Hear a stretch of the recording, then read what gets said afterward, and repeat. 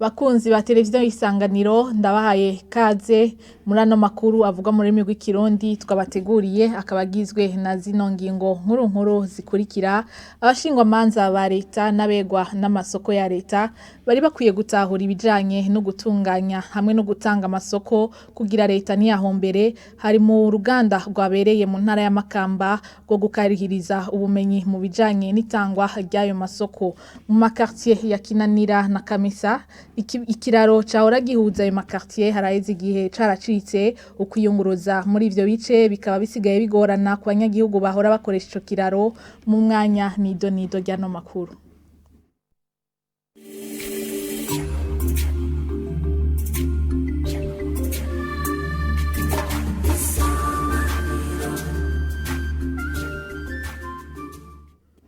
Ndasubiye kubaha ikaze muri ano makuru. Ukudatahura neza kw'abashingwa manza ba leta n'abegwa n'ivy'amasoko kubijanye no gutunganya hamwe no gutanga ivy'amasoko ya leta bituma leta ubwayi hahombera. Vyashikirijwe kuri uyu wa gatatu Imakamba n'umukuru w'umugwi ujejwe agateka kazi na muntu mu Burundi mu ruganda rwo gukarihiriza ubumenyi mu bijanye no gutanga amasoko ya leta. Inkuru ya Jerome Hakizimana.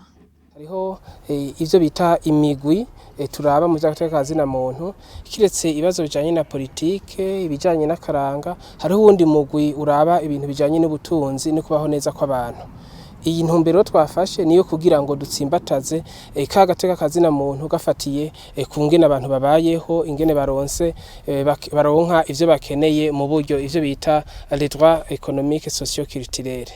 Ati none kubera iki twahisemo kuhamagara abo bantu?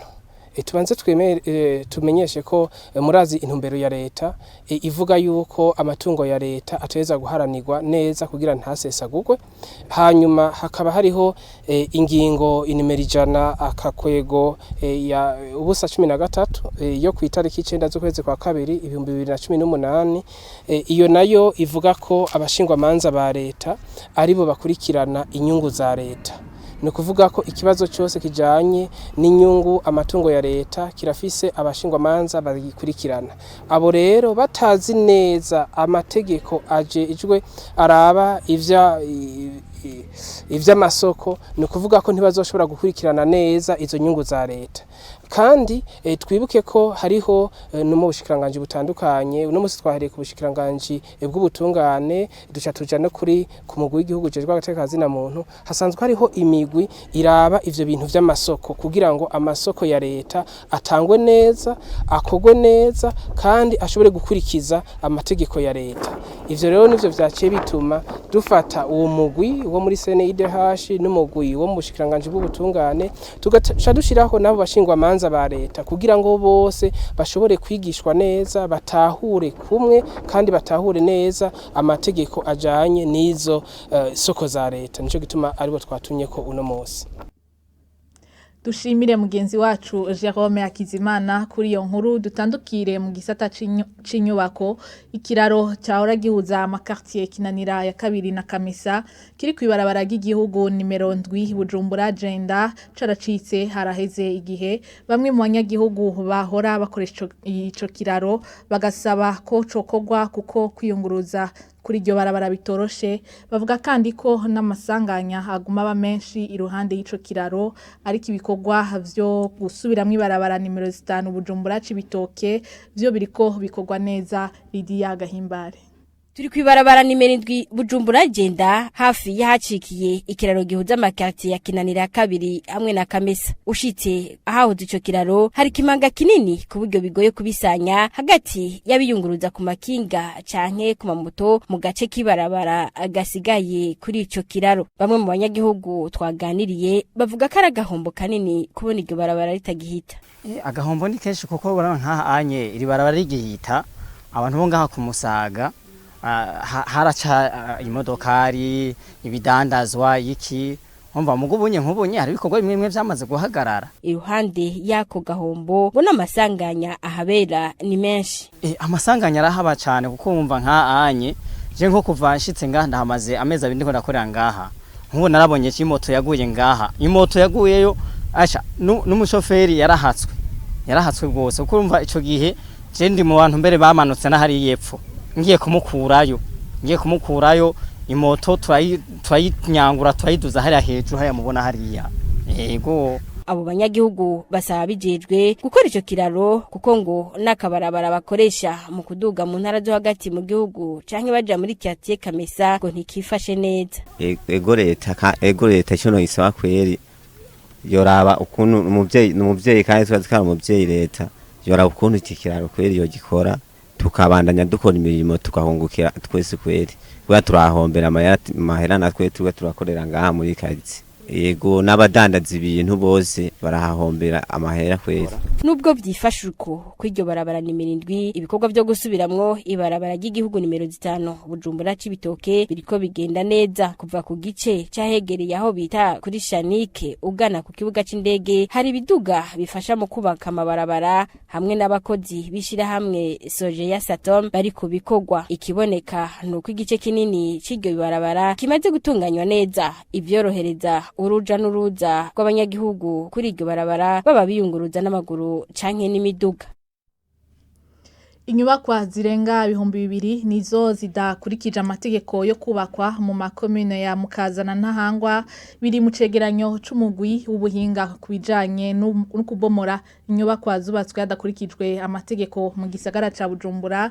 Muri ico cegeranyo cashikirijwe kuri uyu wa gatatu umushikiranganje mu vyajejwe harimwo intwaro yo hagati Javendira ko buca arasaba abajejwe intwaro gushira mu ngiro ico gikorwa cyo kubomora izo nyubakwa atankunzi. Inkuru tubaza Jean de Dieu Irakoze. Tekinike yakozwe n'abaenjeniyeri bari kumwe na administration kuva ku rwego rw'igisagara rw'ikomine rw'izone rw'ikartier rw'ibarabara twabonye ko ari igikorwa cyiza. Uno munsi rero igisigaye no kugishira mu ngiro. Kugishira mu ngiro baca baza kubahereza ivyo bitabo bijya byose bimeze kujya bimeze byose. Mwebwe murabe ijya koroni ivuga rizo observation niho bavuga bati warengeye imetero imwe warengeye 0,4 niho ugenda ubwiranye n'urupangu umubwira ati isuganye ushike aho amategeko akurekurira. Uwo hasanzwe bimusigurire utahasanzwe twareka karangi ushireko. Ariko nibaza ko vyoroshe cyane abakuru b'amabarabara babakuru ayo mabarabara amaze abakuru b'amabarabara mu bibashikirije ndazi ko mu ndwi imwe bizoba vyaheze bazaje kwisuganya mu ndwi imwe. Ntagira urindira uwo mubwira ngo arindire ngo azokura ko iyo clôture yubatse iyo kioske yubatse iyo butike yubatse ngo azoyikura ngo acayubaka akira ko clôture. Icambere kihuta nuko tubona ko bariko bashira mu ngiro ivyo twabasavye. Atararonka uburyo bwo kubaka nakureho azoronkera uburyo azosubiza ku iyo clôture yiwe. Mu gisata cyo kwiteza imbere amakoperative sangwe arafise uburenganzira bwo gusaba amatongo yo gukoreramwe ibikorwa byo kwiteza imbere. Hari mu nama yabaye kuri uno wa kabiri yo kurabira hamwe ivyakozwe n'amashira hamwe yaronkejwe imfashanyo na leta. Urongo ikigega Fonike amagarira abatarinjira mu makoperative sangwe kuvyijukira. Inkuru tubaza Yvette Nijimbere. Imwe mu migambi y'iterambere yashizwe imbere n'amakoperative sangwe ngo ntiyaranguwe kubera ubukene bw'amatongo. Akarorero n'akintara ya Bujumbura mairie nkuko bivugwa n'urongo igisagara ca Bujumbura. Abenshi nta mahirwe baronse yo gutera imbere na cyane ko nkuko vision kwari ukuja muri élevage na agriculture mu kumva ko atabibaza dufise bobo baciye bagenda ayo mafaranga bashira mu budandaji. Umunyamabanga ntayigarizwa mu bushikiranganje mu byo bujejwe harimo intwaro yo hagati mu gihugu avuga ko amakoperative afise izo ngorane yoronswa amatongo akoreramwo mu zindi ntara. Urongoye ikigega Fonike akavuga ko uzoja gusaba gukorera mu migambi yiwe mu yindi ntara bazogabura inyungu. Ni washaka kumanuka mu ntara wumvize ko bazoca bagusaba ama frais d'action bazoca baba abactionnaire umva nuko ko amatongo bazobatanze bazaba nawe yafisemo umusaruro. Kabura Prudence arongoye igisata kijejwe guhungura abateshejwe izabo n'intambara ashikiriza amakenga afise kubijanye no kwinda mu makoperative sangwe. Akarorero tuko turahungura abantu bariko baraza kandi tubahamagara yuko nabo nyene bashikira mu masangwe. Funika itunganye iki kwabo bantu yaba tubigwe tutashoboye kwinjiramo canke abandi batayinjiyemwo ngende twoyajamwo. Serviniye Nitunga ishura kuri ico kibazo avuga ko imiryango yuguruye mu makoperative sangwe. Rwanda bamenyeshe ko imiryango mu masangwe iracuguruye. Le mécanisme zo kwinjira muri sangwe ntabwo zibuza umuntu kwinjira. Kandi uburyo binjiza abantu biratomoye. Baratubwiye twaranabasiguriye ko imiryango ikwiye kuguma yuguruye kugira ngo abantu bagende binjire bakore. Martin Interetse yari yaserukiye ubushikiranganje bw'intwaro yo hagati mu gihugu anavuga ibihano bitegekanijwe kuwankira ubundi kwinjira muri iyo koperative. Abakeneye bose kuja muri koperative barajamwe abo batangiye. Mugabo nimba ari ahantu ari abantu bipanze kugira bakore nabi muratubwira nibaza ko ningozi zofata. Ibice 99% by'amafaranga yari yageneye gutangwa ku makoperative sangwe yose ngo yarakoreshejwe. Ayasigaye ngo yugaraniwe mu ishirahamwe ryo kuziganya ryugawe.